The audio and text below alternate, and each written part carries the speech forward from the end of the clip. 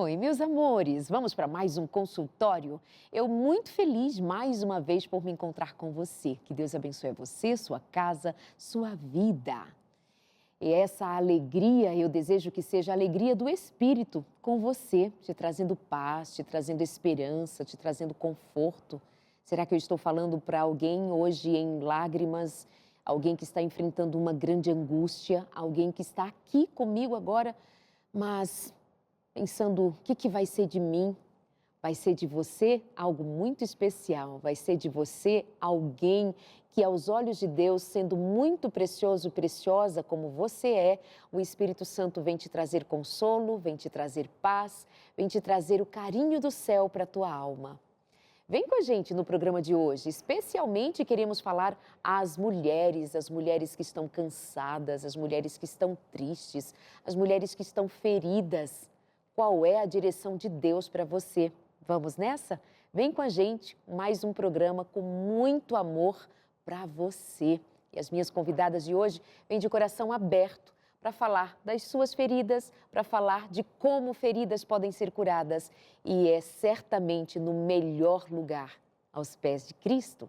Vem com a gente. Minha primeira convidada eu já apresento para você, Vanessa de Oliveira. Muito obrigada, minha amiga, por estar aqui comigo hoje de volta. Alegria, bem-vinda. Alegria minha, obrigada pelo convite, é sempre um prazer. Obrigada, meu amor. Acompanhada de outras duas amigas que, assim, que alegria poder receber vocês aqui hoje junto com a gente, né, Vanessa? Bem-vinda, Simone. Tão bom ter você aqui. Obrigada. Obrigada pelo convite, é um prazer estar aqui. Muito bom. E acompanhada da Ruth, ela vem de mais longe, de Chicago. Eu a conheci há alguns anos e não pensávamos que nos reencontraríamos aqui no meu sofá. Bem-vinda. Muito obrigada, Darlene, é um prazer enorme, enorme estar aqui. Muito obrigada, prazer muito grande. Vanessa, meu amor, já que a proposta é darmos uma direção espiritual às mulheres feridas, de que feridas nós estamos falando? Qual é o conceito de feridas na psicologia? E explica pra gente.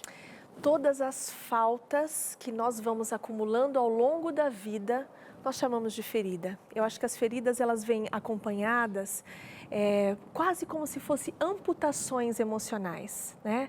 E a gente vai tendo essas amputações ao longo de uma vida inteira. Talvez quando nós somos jovens, a amputação emocional é da falta dos pais, do olhar deles. Muitas pessoas crescem e vão se desenvolvendo ao longo de uma vida toda por causa dessa ausência de olhar. Mas aí chega num lugar onde você quer ocupar esse espaço, talvez com uma profissão. Aí falta a profissão, aí você busca e alcança. Aí vem a falta de um companheiro. E aí você vai atrás de um companheiro, alcança esse companheiro. Mas aí outras feridas vão sendo realizadas e feitas ao longo da vida. Aí parece que a sociedade começa a te cobrar a falta de filhos. Tantas pessoas que eu vejo dizendo para mim, até no consultório, Vanessa, nós queremos ter filhos e não conseguimos, não estamos sendo abençoados. Parece que todos têm filhos, menos nós. Parece que é uma amputação emocional. E aí vem os filhos, falta tempo. Depois os filhos vão embora e aí vem o ninho vazio. Percebe que como seres humanos, parece que a gente está sempre em busca de alguma coisa. E pode ser que em um determinado momento venha a ausência desse próprio relacionamento, venha um divórcio. E aí, como divórcio, entra uma outra falta grande. E existe um grupo grande de mulheres que passa por isso e não sabe muito bem como lidar com esse tipo de ferida, né? E aí eu digo que duas coisas podem acontecer dentro dessas feridas emocionais. Uma é virar uma idolatria. Essa falta passa a ser uma idolatria para a pessoa. E ela vai em busca dessa carência emocional como se ela realmente não pertencesse à sociedade porque falta alguma coisa para ela. E a segunda coisa é quando a gente se vê como uma mulher samaritana num poço profundo, apenas com 2 cântaros de água, tentando saciar uma sede muito mais profunda e muito maior. E aí a gente tem a possibilidade de encontrar a Jesus, né, que diz assim, eu sou o único que posso te dar e saciar a sua sede e dar essa água que vai transbordar. Então, acho que hoje a gente vai falar um pouco sobre o quanto essas feridas emocionais são pertinentes a todos nós que somos seres humanos, em vários aspectos da vida. Pode ser para um adolescente que está começando a vida. Eu assisti o seu programa na outra semana com as meninas e elas estavam falando sobre a falta de amigos. Como falta um grupo para que a gente possa pertencer e falar a respeito disso. E pode ser para alguém que gostaria de ter um filho, pode ser para alguém que, por exemplo, viveu um divórcio, né? Especificamente, nós três passamos por isso, né? Um divórcio. E aí, como a gente lida? Parece que falta, a gente não pertence mais à sociedade, é como se você não fosse mais uma família completa. Sem contar o sentimento de baixa autoestima, né? De desvalor, de desvalia, fui rejeitada, fui deixado, o que eu fiz de errado, o que não deu certo. Sim, é uma autocobrança também. A gente fala da cobrança dos outros e que provoca muita dor, mas tem a autocobrança, né? Tem você não se sentir suficiente, tem você não se sentir capaz, tem você se sentir incompetente. E aí começa a carregar muitas culpas e se culpando onde nem havia por que se culpar, responsabilidade para isso. Meninas, posso ouvir de vocês?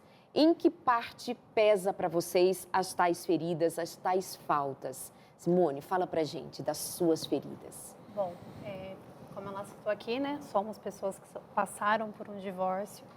E eu acredito que essa falta, ela intensifica quando a gente tem filho. Então, além do divórcio, passa pela criação do filho, as cobranças internas em suprir aquilo que lhe falta. Então, a gente passa um processo de muita angústia e é onde a gente começa a aprender a buscar em Deus aquilo que nos falta, principalmente quando a gente fala de criação de filhos, de referências dentro de casa. Em que momento você se deu conta de que só iria encontrar essa suficiência em Deus? Porque eu penso, primeiro, vem um tempo de luto. Sim. Até você se colocar outra vez para se reencontrar na vida, leva um tempo. Para algumas mais, para outras menos. Outras já desde um primeiro momento se entrega para essa vivência de perto com Deus. Como foi o seu caso? No meu caso, assim como a mulher do poço, né, é quando eu cheguei ali, no fundo do poço, tendo que educar uma criança tão nova, passando por um divórcio, a frustração de um casamento que veio ao fim.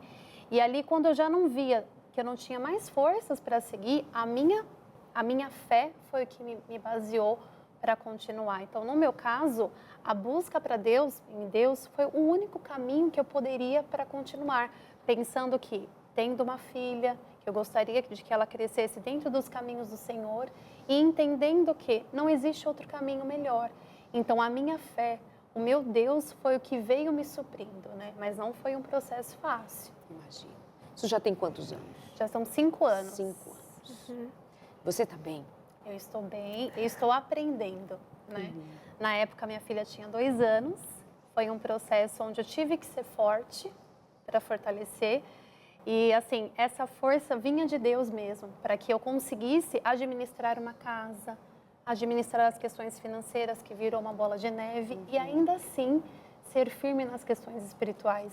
Então, o buscar ao Senhor nesse processo de falta é o que me mantém em pé até hoje. Você tinha que idade? Eu tinha 30 anos. Não, você tem 30 agora e olhe lá, porque a carinha é de 18. 22. Ai, para com isso. A melanina. Maravilhosa. Rutinha, e com você? De que lugar você fala da sua ferida, tendo passado também por um divórcio? Sim, sem dúvida, foi o baque maior, né? Todos nós acumulamos feridas ao decorrer da vida, como a Vanessa mencionou, mas no meu caso foi uma grande ferida, né? E no meu processo, que também aconteceu 5 anos atrás, eu senti que Deus me escondeu. Deus me escondeu para me curar durante alguns anos. E esse processo de cura foi um processo de redescobrir o Senhor. Porque eu creio que Deus ele tem diferentes facetas, né? Se essa é a palavra correta de se usar. Mas ele se revela para nós o conhecemos em certos contextos, em certas circunstâncias. Mas ele é tão grandioso que só devido às circunstâncias nos revelam partes dele que não conhecíamos antes. Então, essa foi a minha experiência quando ele me escondeu e trabalhou muito, muito comigo. E quando eu falo que ele me escondeu, foi me esconder de me proteger mesmo, me isolar para passar por aquele deserto e então se erguer curada para enfrentar, né? E não era só a questão da cura daquele processo, daquela dor. Era uma cura mais profunda que eu precisava passar. e que Ele me deu a mão e caminhamos juntos por aí. Você pode falar um pouco mais dessa ferida mais profunda ou dessa camada mais profunda onde ele te alcançou? Sim. Do que você está falando precisamente? Sim. Algumas coisas acontecem porque quebramos princípios, né? Às vezes nós somos uma geração que busca muitos milagres porque nós somos a geração que mais quebra princípios, né? E aí os milagres são necessários porque estamos quebrando princípios. Então, o Senhor precisou me ensinar que Ele quer me abençoar em todas as áreas da minha vida e o que Ele exige de mim é obediência e cumprir os seus princípios. E foi nesse processo que a reforma foi um pouco mais além, né? Emocional e na maternidade. Eu me considero uma mãe muito melhor após esse processo. Então, foram diferentes áreas, mas praticamente essa foi a lição. É que tem situações em que a gente conhece uma face de Deus ou um cuidado de Deus que não conhecíamos antes, como passamos a conhecer num dado momento quando Ele nos assiste numa necessidade específica. E também a oportunidade de você se perceber também necessitada de crescimento, de maturidade, de reconhecimento tanto de quem é Deus na sua vida e de quem é você nesse caminhar com Deus. Sim. Então, os momentos de dor, os momentos de deserto, os momentos de poço profundo, você se encontra com o Senhor, mas o Senhor se faz para te encontrar com a sua realidade. Porque, dizendo isso, eu me recordo, por exemplo, tendo conhecido a Ruth, ela com as suas filhas pequenas, e ela trabalhando numa empresa com um cargo de altíssimo nível de gestão, e ela decidindo naquele ano deixar o seu trabalho. Imagina, morando em Chicago, trabalhando numa grande empresa, muito reconhecida, e ela olhar para suas filhas pequenas e ela decidir sair do trabalho. Sim. Com todo mundo, eu lembro bem disso, nunca esqueci, reproduzi inclusive uma das histórias em algumas das minhas palestras, em que ela diz dá prioridade ao cuidado com as suas filhas. E as pessoas à volta diziam assim, Simone, você é louca, você é louca. Os colegas do trabalho não imaginavam que ela tenha chegado a um cargo tão alto e agora ela simplesmente dizer, eu até me arrepio dela dizer assim, eu estou deixando para cuidar do empreendimento maior da minha vida, as minhas filhas pequenas. E aí, passando por todo o processo de dor que você passou, você hoje chega a dizer, hoje eu sou uma mãe melhor. Imagina, é incrível. Se eu já achava ela uma mãe incrível, né, de deixar uma carreira naquele momento, carreira no sentido de um trabalho em específico, para se dedicar às suas filhas. Aí hoje ela diz, depois de tudo, eu sou a mãe melhor. É uma faceta que Deus vai fazendo, eu ainda quero mais de você. Filho, eu sei que você pode dar mais. Filho, eu sei que você pode entregar mais, me dê, porque eu quero fazer de você alguém maior e melhor aos meus olhos, não aos olhos do mundo. Para os olhos do mundo, você é uma grande profissional, deixa tuas filhas e vai crescer, e vai vencer, e vai para o sucesso. O sucesso de Deus é outro. Exatamente. É incrível isso. Exatamente. E eu acredito, amiga, que assim, nós vamos também acrescentando rótulos. Nós mesmas vamos acrescentando rótulos. No começo você mencionou uma coisa tão interessante que é a nossa própria maneira de lidar com a situação, os nossos próprios preconceitos. Você sabe que é interessante? Eu sou separada há 6 anos. No início, eu ficava envergonhada de não usar aliança. Tinha uma vergonha. Eu falei com várias pessoas, amigas, pacientes, elas sentiam a mesma coisa, como se você fosse uma mulher abandonada na sociedade. Muitas se sentem assim. Mas em Isaías 54, o Senhor diz assim, eu sou o seu marido. E talvez esse seja um dos aspectos da cura do divórcio. É quando você começa a perceber que durante muito tempo você colocou dentro da sua mente, dentro da sociedade, uma imposição de que se você tem um esposo, você é uma família completa. Você não pode ser uma família só uma mãe com 2 filhos. É como se você só fosse completa perante a sociedade se você tivesse a figura de um masculino. Mas vamos trazer da sociedade para a nossa intimidade, até você diante do espelho. É isso Porque mesmo. tem o registro do fracasso, não tem? Tem o registro do fracasso. O espelho eu fica dizendo fracassada e você, eu sou mesmo. Isso, existe. Por isso que é uma cura de dentro para fora mesmo. É da intimidade. É da intimidade, é quando a gente começa a não ter medo mais de falar a respeito disso, a não ter medo mais de expor uma fragilidade e até encontrar outras pessoas que estão passando pela mesma coisa e me escrevem muitas vezes, dizem assim, como lidar com isso, como passar por isso, porque eu não consigo parar de chorar. É quando a gente realmente olha para nós mesmas a partir de uma falta, de uma amputação, me falta um membro. E dizem que existe uma fantasia sobre o membro amputado, né? Existe uma dor naquele membro que foi tirado. Isso. É isso mesmo, tem um rasgar do coração.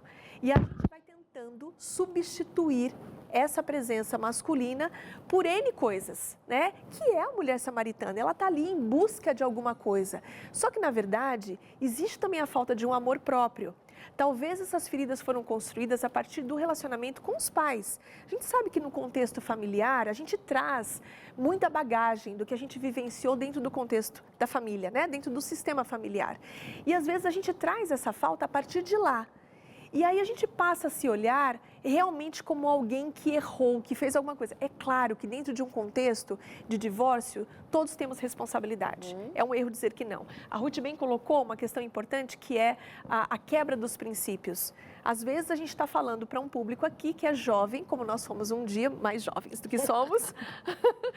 Um público que, por conta dessa pressão da sociedade de se ter um relacionamento, você não faz uma busca correta do que Deus gostaria de um relacionamento para você, para que você atingisse os propósitos de Deus. E aí você entra num relacionamento que não tem a ver com os mesmos propósitos e, obviamente, isso vai render para um divórcio no futuro, né? Então, a gente vai trazendo essa bagagem e depois de um certo tempo Deus diz assim, então, mas é através do seu divórcio que eu vou te curar. É isso que vai virar o seu ministério. É a partir daqui que eu vou restabelecer a sua autoestima. Então, isso também é um processo de cura que vem de dentro para fora.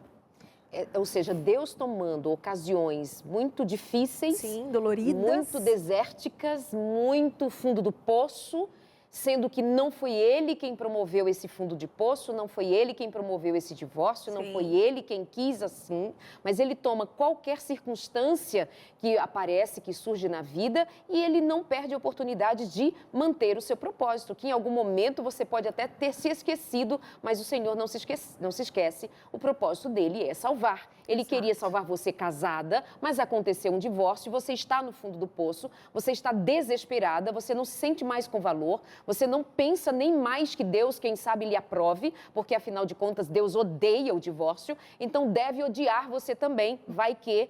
Então tem de tudo, tem de tudo. Eu nunca fui uma mulher divorciada, mas eu trabalho com as dores humanas e eu sei que tem até mesmo isso. Se Deus odeia o divórcio, então deve ter sobre mim o ódio dele, porque chegou essa ferida na minha alma. Então o que a gente está aqui propondo para você é justamente a partir do testemunho de 3 mulheres que dizem assim, eu vou lá e vou falar, sou uma mulher divorciada, sou uma mulher ferida, mas sou uma mulher que neste momento já posso falar de cura, de restauração, de mudança, de algo significativo de dentro para fora, entende? Então é tirando desse lugar de vergonha e desonra para vir para um lugar de honra. Deus é Deus. Então você abandona o ídolo, o medo, a vergonha, a desonra e se propõe a estar no altar do Senhor para receber dele honra e agora trazer vida por meio de uma vida que apresenta Jesus. Me fale de você. Você está aí com um textinho na mão, alguma coisa para me contar, Simone? Então, né, a Vanessa até começou a comentar sobre um verso de Isaías 54, que foi um verso ao qual me manteve muito, assim, confiante nas promessas de Deus. Que em Isaías 54, 4 e 5 diz assim, ó, não tenha medo, pois você não ficará envergonhada. Se tem uma coisa que a gente sente no processo de divórcio, é medo do futuro, a vergonha de declarar que você é divorciada, mas o verso ainda continua. Não se assuste, pois você não será humilhada. É a promessa do Senhor. Você esquecerá como foi humilhada quando era jovem, pois o seu Criador, o Senhor Todo-Poderoso, será seu marido. O Santo Deus de Israel, o Deus do mundo inteiro te salvará. Olha que promessa maravilhosa. Além dele prometer que você não vai ficar humilhada, desamparada, ele te coloca como seu marido e ainda garante a salvação. E é essa promessa que nos manteve forte, entendendo que assim, o Senhor supre aquilo que nos falta. E Deus, ele vem nesse processo de 5 anos mostrando, provendo aquilo que nos falta, seja a sabedoria para a criação e aconselhamento dos filhos, seja a administração da casa, seja a forma como a gente se porta. E a gente está numa fase que Deus tem falado muito conosco, a questão de ser mais feminina, a questão do vestuário, a questão da alimentação. E a gente sabe que esses conselhos são daquele que nos ama e quer ser o nosso marido. Então, hoje a gente consegue falar de uma ferida, de uma cura que Deus vem restaurando, porque a gente sabe que nesse processo, quem nos susteve foi o Senhor. Amém, que lindo. Aqui, deixa eu ler esse texto também. Eu mesma quero lê-lo. Olha que lindo, Isaías 54, 4 e 5. Faço questão de repetir. Vai que tinha alguém ali desatento. Não pode ficar desatento para isso.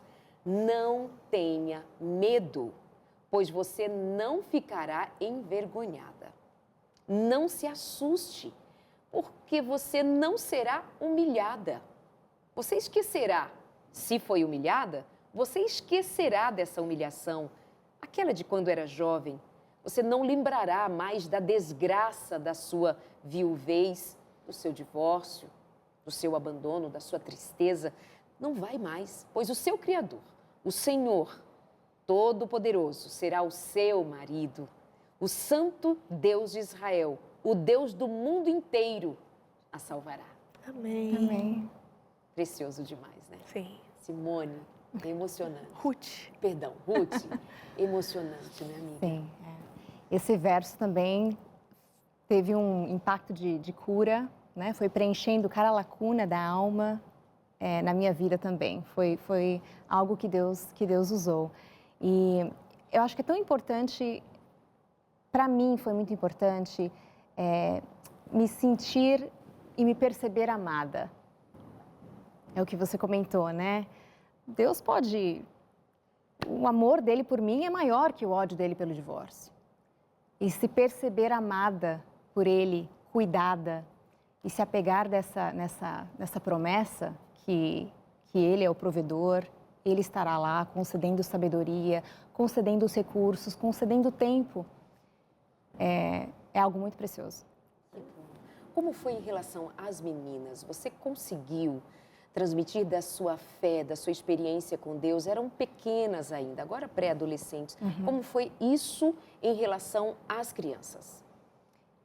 Eu tive o privilégio de sempre estar muito próxima a elas, né? Sempre fiz o homeschooling, a educação domiciliar com ela, então tínhamos um contato muito próximo, a gente conseguiu trabalhar algumas questões e eu acredito que elas são os maiores milagres do meu processo, porque elas conseguiram enxergar a atuação de Deus na mãe e no processo em si. E isso fez com que elas tomassem decisões próprias. E foi durante esse deserto, foi durante esses 5 anos, durante esse processo, que a fé da mãe se tornou a fé delas. Então, para mim, isso não tem preço. Foi o melhor. Todas as coisas contribuem para o bem daqueles que amam a Deus e são chamados de acordo com o seu propósito. Esse verso se tornou realidade para mim. Como Deus consegue tirar coisas boas de coisas tão ruins que acontecem. Isso aqui é muito precioso, né, Vanessa e Simone? Muito precioso o que você traz. Porque, assim, um dos grandes medos é de que, diante de um divórcio, a família se desfacele, que os filhos se percam. E é uma realidade presente, né? De que como é que vai ficar o emocional das crianças, sejam elas ainda crianças ou adolescentes, que aí vocês continuam chamando de criança. É verdade. Né? Mas o fato é que vai para o esconderijo do Altíssimo. Vai para esse lugar que você bem disse, né, Ruth? Eu me escondi nele, ele me escondeu. Vai para o esconderijo do Altíssimo. Vai buscar no Senhor força. Vai e deixa que o Espírito Santo te encaminhe por esse deserto, de cabeça erguida, ainda que as lágrimas estejam rolando. Não pense em fortaleza como quem não chora, como quem não vai dormir assim, ou não consegue dormir. Não pense em fortaleza como sou invencível. Pense em fortaleza como quem se esconde naquele que é forte. Pense em fortaleza como aquele que vai para o esconderijo do Altíssimo, que reconhece a sua vulnerabilidade e diz, eu preciso da força do meu Deus, e se esconde nele. E aí os seus filhos verão. E as meninas viram. E o pai que é de uma outra religião, o pai que é de uma outra vertente de fé, não foi suficiente a que naquela divisão as filhas se perdessem. As filhas seguiram a direção cristã da sua mãe. Pelo que elas viram, pelo que elas testemunharam, pela condição estabelecida em fé naquele processo todo. E duas meninas, garotas, elas escolhem o Deus da sua mãe, a fé da sua mãe, a Bíblia da sua mãe, o Espírito que encoraja a sua mãe. Então, não se apresse, não se desespere para o que eu vou fazer? Ai, meu Deus, o que eu faço agora? A essa pergunta se esconde no Senhor. Anda com o Senhor, busca, fala, ora, chora, clama, jejua, busca. E o Espírito Santo vai te trazendo para um lugar em que a luz do Senhor será vista e os teus filhos testemunharão. Falo certo? Falo bem certo sobre isso? Do testemunho que é essa mãe? Simone, é isso? Você e os seus filhos, você tem dois adolescentes, dois meninos. Um já com 15... 16 e 12. E 12 anos. Exatamente. Então, eles foram vendo a fé da mãe. E esses meninos aqui estão na fé. Amém. Na fé da mãe. Ou seja, escolhe... Sabe, eu estou lembrando aqui porque eu estou dizendo escolhe o Deus da mãe, que assim, o teu Deus será o meu Deus. Sim. Lembrando de Ruth. E a sua sogra Noemi.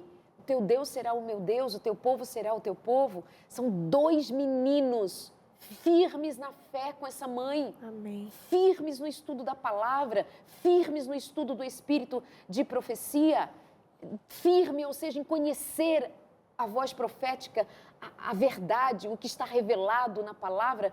Estão firmes, eu os conheço pessoalmente. E são meninos de fé, de oração, são meninos que acompanham a mãe no seu ministério de cantar, de pregar. E a sua filhinha, eu não a conheço ainda, mas certamente está seguindo você, que é uma pregadora, você tornou-se uma pregadora. Ela me disse que um dia me escreveu dizendo, Darleide, que Bíblia você usa? E eu mandei para ela uma Bíblia, ela disse, essa Bíblia aqui. E eu disse, você vai ser uma pregadora. Ela só não imaginava que viria pregar aqui no meu consultório também. Então, são mulheres de muita fé. Amados, nós vamos para o intervalo e eu já vou mostrar para você o guia de estudo Pais Preparados, Filhos de Caráter, que é uma sugestão que eu te faço para você pedir agora. E a primeira lição desse guia de estudo é para os pais terem fortaleza espiritual e emocional para então sustentar os seus filhos. A gente já volta já e eu digo para você, dirige sua câmera do celular para o QR Code que aparece aí no cantinho do seu vídeo. Você vai ser direcionada para o site, vai preencher o seu cadastro para receber em casa. Essas mulheres vivem isso aqui e os seus filhos estão vivendo o que é resposta de Deus, a fé de quem trabalha em Deus para educar os seus filhos. Peça o seu guia de estudo agora, intervalo, e a gente já volta.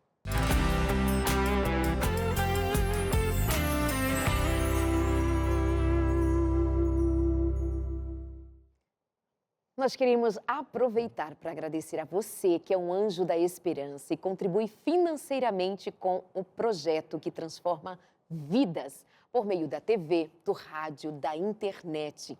Aliás, você sabia que pelo WhatsApp, a Novo Tempo estuda a Bíblia com 10 mil pessoas diariamente? Contando com a ajuda da inteligência artificial ou interação humana, é isso, graças a Deus e ao seu apoio como anjo da esperança. Nesse mês de agosto, a nossa meta é dobrar esse número. Nós queremos chegar a 20 mil pessoas estudando a Bíblia pelo WhatsApp. Que essa mensagem de esperança chegue à vida das pessoas, é o nosso objetivo, chegue à vida das pessoas de todas as maneiras. Você está me acompanhando agora pela telinha da sua Novo Tempo TV. Tem gente me ouvindo na Rádio Novo Tempo, porque tem consultório de família na rádio também. Tem gente acessando a internet, nossos sites, NT Play, o canal do consultório de família no YouTube. Enfim, nós estamos em todos os cantinhos. Mas tem também esse novo jeito de estudar a Bíblia. Além de você pedir para receber em casa um estudo bíblico, chega lá para você estudar em casa, sem pagar nada por isso, ainda temos essa alternativa que eu acabei de te contar. 10.000 pessoas estudando via WhatsApp. Tem uma inteligência artificial servindo e despertando a nossa inteligência real, a nossa inteligência espiritual no estudo da Bíblia.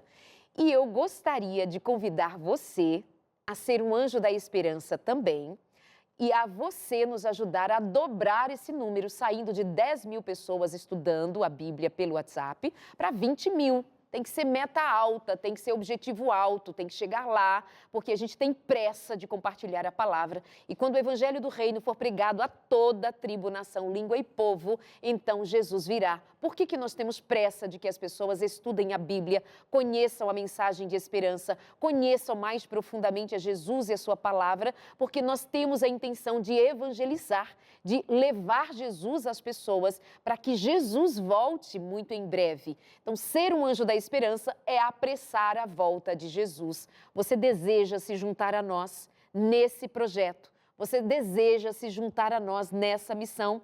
Será super bem-vindo. Você pode ligar agora para a equipe de atendimento do Anjos da Esperança pelo nosso telefone 0 operadora 12. A operadora é a operadora que você usar no seu dia a dia. 12 é o nosso DDD. Telefone 21 27 30 30. Pode ligar agora ou enviar uma mensagem para o WhatsApp 12 98176 6630 98176 6630. E você só vai dizer assim: quero ser um anjo da esperança. A nossa equipe está a postos para te atender. Vamos lá? Dobrar a meta de 10.000 para 20.000 pessoas estudando a Bíblia. Estamos juntos? Combinado, espero você como anjo da esperança. Se já quer dobrar também a sua doação, será sempre muito bem-vindo e obrigada por isso.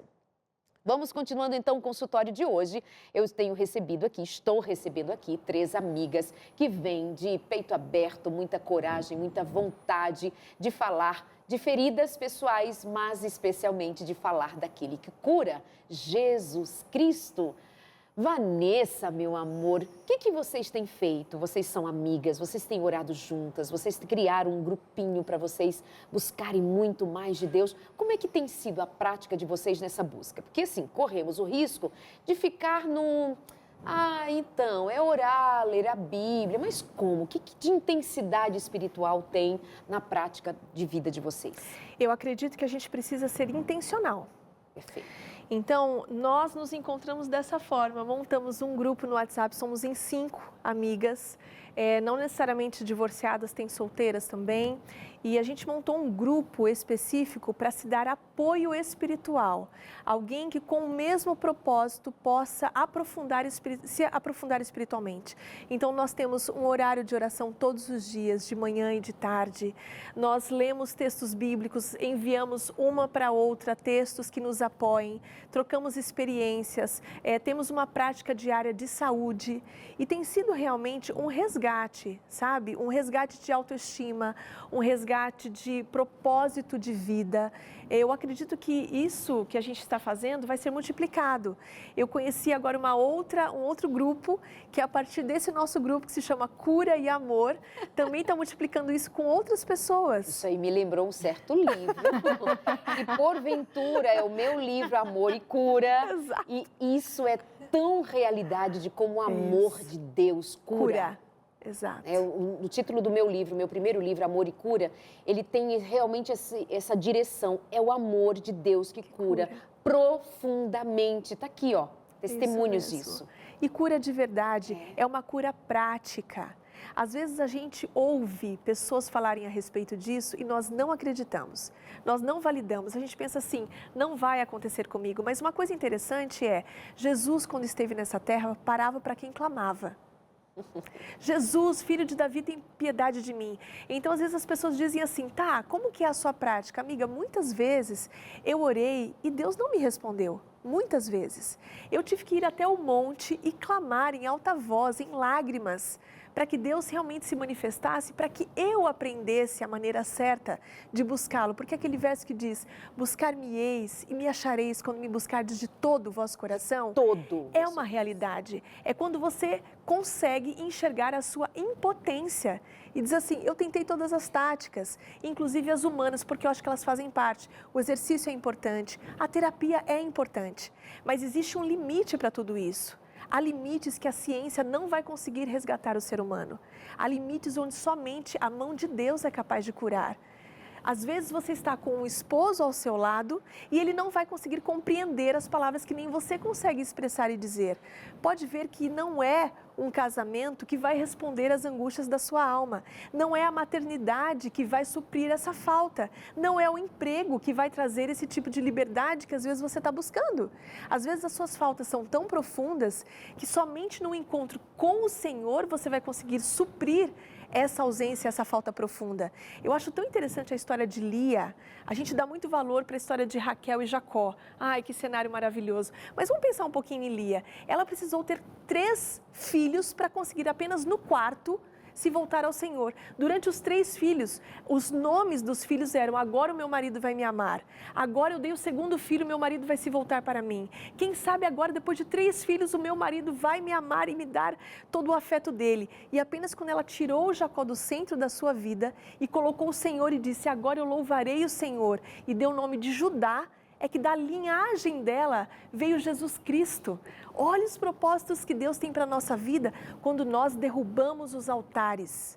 Nós colocamos altares na vida, nós vamos colocando altares de várias formas. Pode ser uma profissão, pode ser uma maternidade, pode ser uma amizade, pode ser o pertencimento ao mundo. Quais são os altares que nós temos erigido? E o que Deus precisa permitir que nós percamos para que finalmente a gente coloque Ele no altar da vida. Percebe como isso é profundo? Então, eu me considero hoje tão feliz e plena e completa em Cristo, porque finalmente eu me sinto amada. Amada por aquele que me criou, que tinha um propósito muito superior para a minha vida. E durante tanto tempo eu limitei isso dentro de uma caixinha humana, pensando, é uma família completa, é um parceiro do meu lado, é quando o emprego estiver indo bem, é quando tiver dinheiro, é quando tiver uma viagem, é quando a aparência isso ou aquilo. Amiga, é uma desconstrução quando nós vamos a Deus. Ele vai desconstruindo sua aparência física, sua alimentação, Ele permite que você muitas vezes tenha doenças físicas, justamente para que você possa experimentar o alimento natural e perceber o seguinte, nossa, nunca foi uma proibição, sempre foi o amor. Porque quando Ele permite que você fique doente, para que você se desfaça de certos alimentos e você vá para o natural e tenha saúde plena, você percebe que é uma questão de obediência que gera saúde para você. É um cuidado de Deus. Então, isso passa por todos os aspectos da vida. Pode ser que alguém que esteja ouvindo esteja pensando que é apenas no quesito do relacionamento. Isso abrange uma vida inteira. Isso significa dizer, Simone, que vocês não têm mais intenção de casar de novo? O que significa dizer essa cura e essa busca? Quando você faz a gente pensar assim sobre derrubar altares cheios de ídolos, né? Ídolos. Os ídolos que são colocados e que você põe a sua vida diante daquele altar para só serei feliz quando eu casar, só serei feliz quando eu tiver isso, só serei feliz quando aquilo. E o Senhor dizendo, derruba estes altares e vem a mim, né? Sim. Eu é que sou o centro da tua vida. Isso significa dizer o quê do ponto de vista relacional?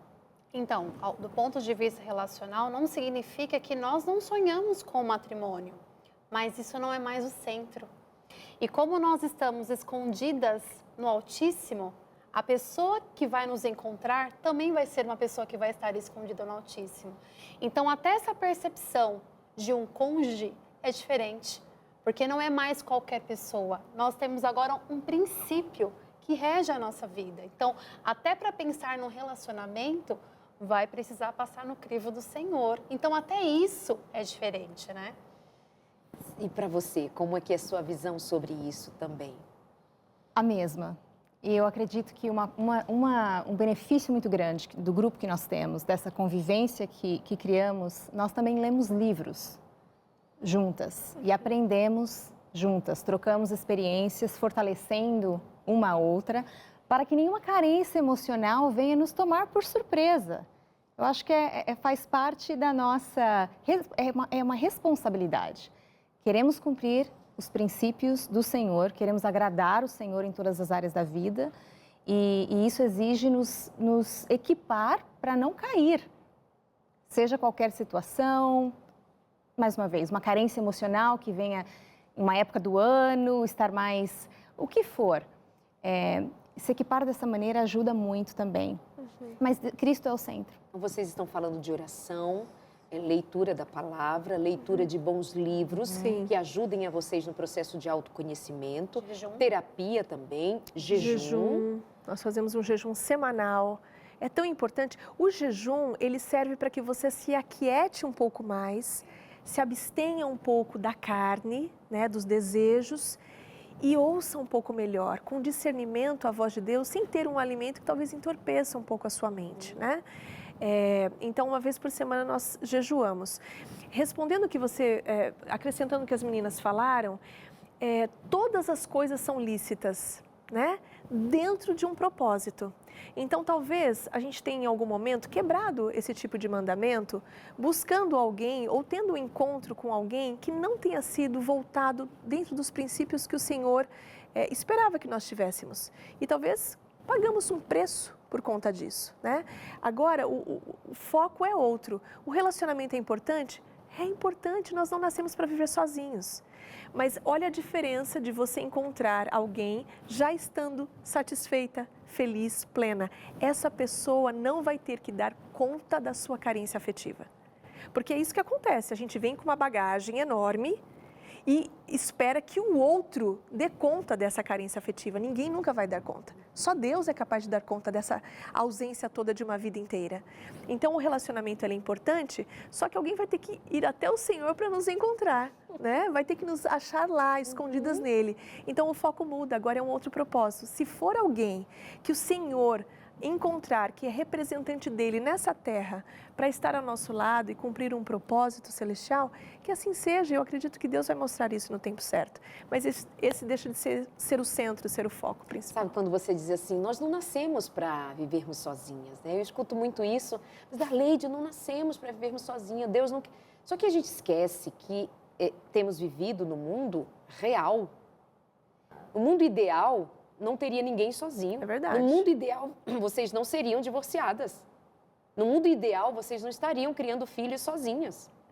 No mundo ideal, vocês não estariam entre as 11 milhões, pelo menos as 2 meninas que moram no Brasil, as 11 milhões no Brasil, Ruth, são mulheres que cuidam dos seus filhos sozinhas, são as chamadas mães solos. Então, que trabalham para dar conta dos seus filhos. No mundo ideal, isso não existiria. No mundo ideal, não tinha morte. Ponto. No mundo ideal não havia pecado. Mas no mundo real, então quando você diz assim, eu não nasci para estar sozinha, e tem mulheres que, em face disso, elas estão muito afoitas para um outro relacionamento, porque eu não nasci para estar sozinha, Deus não me fez para estar sozinha, Deus criou o casamento, então eu preciso. Você entende que é aí que a gente põe a idolatria diante de nós, e nós idolatramos a companhia, idolatramos o próprio casamento, idolatramos qualquer outra instituição, ou adoramos até mesmo um filho, adoramos, enfim, adoramos, e o Senhor quer ser adorado, adorado. E eu tenho sugerido a algumas mulheres, e vocês são provas reais de que isso é possível, de que assim, a minha sugestão é entreguem-se e pensem numa vida missional. Pensem em mais do que carreira, mais do que ter, mais do que encontrar um marido, pensem em serem mulheres missionárias. Mulheres que testemunhem a partir da dor de quem é o Senhor. Façam disso uma missão de vida, onde você foi ferida, ajudar outros a serem curados, apresentando a Jesus, que é o bálsamo da vida. Não é por aí?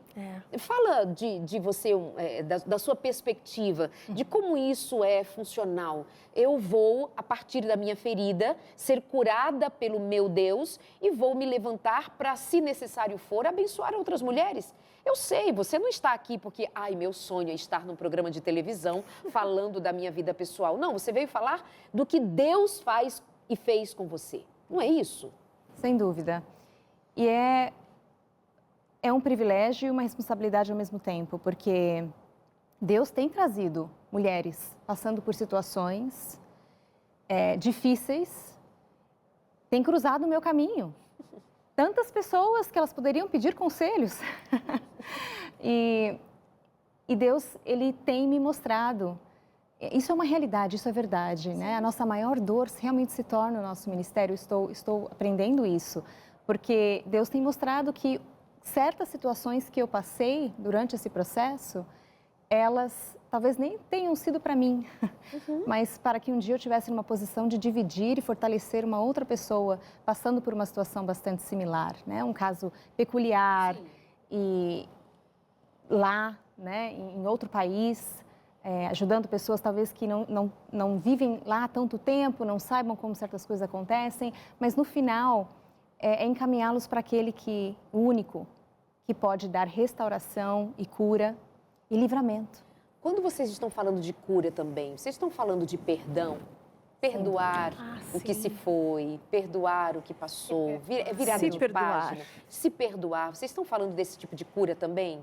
Ou vocês ainda carregam culpas? Claro, cada um tem seu tempo na jornada, né? Tem uma chegando agora, outra que já está há mais tempo. Mas vocês falam de perdão? Vocês falam de viver essa leveza de ter dito, Senhor, é contigo, eu estou vivendo a minha vida em paz. Tem paz de alma? Sem dúvida. Perdão é essencial. Eu acho que a gente não consegue experimentar cura, porque o perdão, como é sempre falado, né, é algo que nós fazemos, não muda o outro, mas é essencial para nós. E Deus pede isso de nós porque Ele nos ama, Ele quer o nosso bem. É impossível ser plena sem entregar o perdão, que às vezes é necessário entregar diariamente. Né? Situações que continuam. Não é um dia específico com hora marcada, é um processo também, né? É um processo, e quando nós falamos de perdoar, tem a ver com o outro, mas o se perdoar, o perdoar as suas histórias, o perdoar as suas escolhas e a partir de então olhar para uma nova perspectiva para o futuro. Dentro do que nós estamos falando do grupo que nós fazemos parte, nós estávamos lendo um livro. E aí, uma das atividades que nós fizemos, nós temos atividades a desempenhar, desafios, foi justamente isso, né? Aprender a se perdoar, olhar com carinho para a sua história. Porque quando a gente fala de perdão, a gente também tem que olhar para as nossas escolhas, porque muitas vezes acontece a gente olhar para tudo que passou e se culpar, se envergonhar, e não é isso que o Senhor quer. Uma outra coisa que nós estamos aprendendo nesse processo é depender do Senhor. E como isso muitas vezes é difícil para mulheres que são fortes, desempenham papéis grandes às vezes no trabalho, e aprender a depender do Senhor é um processo que nós também estamos aprendendo dentro de tudo isso, né? De toda essa transformação. O tempo de espera de Deus, né? Deus tem um tempo diferente do nosso, muito diferente. E Ele diz isso, Ele declara isso, porque os meus pensamentos são muito maiores do que os vossos pensamentos, assim como o céu é mais alto do que a terra. E a gente demora um tempo, às vezes, Darleide, a gente romancia isso e pensa que assim, ai, que bonitinha, de um dia para a noite ela está curada e está tudo bem. A gente está falando de um processo lento, onde às vezes você fica empacada no mesmo lugar durante muito tempo. A terapia ajuda nesse sentido, mas o final vai sempre cair no lado espiritual, né? É onde você vai se declarar e perceber que assim, não tem muito para onde você correr, a não ser liberar, soltar aquela história que aconteceu. Porque a culpa é justamente a necessidade de tentar fazer diferente o que já passou. Isso é culpa. Mas já foi. Então, e daqui para frente, como é que eu ajo? Como é que eu uso ferramentas novas se eu estou viciada em ferramentas antigas? Se a minha forma de pensar continua sendo a mesma? Então, o livro, ele facilita nesse sentido. Nós lemos um livro que eu até comentei com você, que era A Dama, Seu Amado e Seu Senhor. Que livro maravilhoso! Ele fala sobre essa mulher, o relacionamento dela com o cônjuge ou com o amado e com Deus. E o quanto precisa ser numa ordem onde ela se enxergue primeiro, né? E ela descubra que esse cônjuge nunca vai conseguir suprir um lugar que só o Senhor pode suprir. Então, o processo é lento e às vezes a gente não tem paciência com o processo. A gente quer que ele seja rápido. mas Deus não trabalha no mesmo ritmo que o ser humano trabalha. Então, às vezes, Ele vai deixar você muito tempo naquele processo, até que aquilo vire a chave. Né? Não tem uma fórmula mágica, mas se você não passar pelo processo, também ele não vai acontecer. Você me faz lembrar, o que vocês estão me dizendo me faz lembrar, quando Jesus começa o seu ministério, ele começa dizendo, e João Batista também tinha esse ministério, que era o arrependei-vos e convertei-vos. Se a gente fala de culpas, a gente precisa falar de arrependei-vos. Se tem culpas, tem responsabilidades, se sejam suas ou você pegou emprestado, mas vive sob essa culpa, arrependei-vos. Tendo arrependido, vem um outro passo, convertei-vos. Então, você dá uma volta e toma uma nova direção. Tem gente que fica no sofrimento da culpa e do arrependimento. Sim. Arrependimento, me arrependo porque eu casei, arrependo porque separei, arrependo porque aconteceu, arrependo. Mas você precisa dar um próximo passo, que é o convertei-vos. E o converter-se é se pôr em direção à luz. Então, o que as meninas estão falando é de elas terem, num dado momento, passado por tudo isso, mas se deram conta de que eu preciso me dirigir à luz. Eu preciso, como o girassol, procurar onde está o meu sol. Eu preciso ser guiada por essa luz. Então, a direção espiritual é Cristo.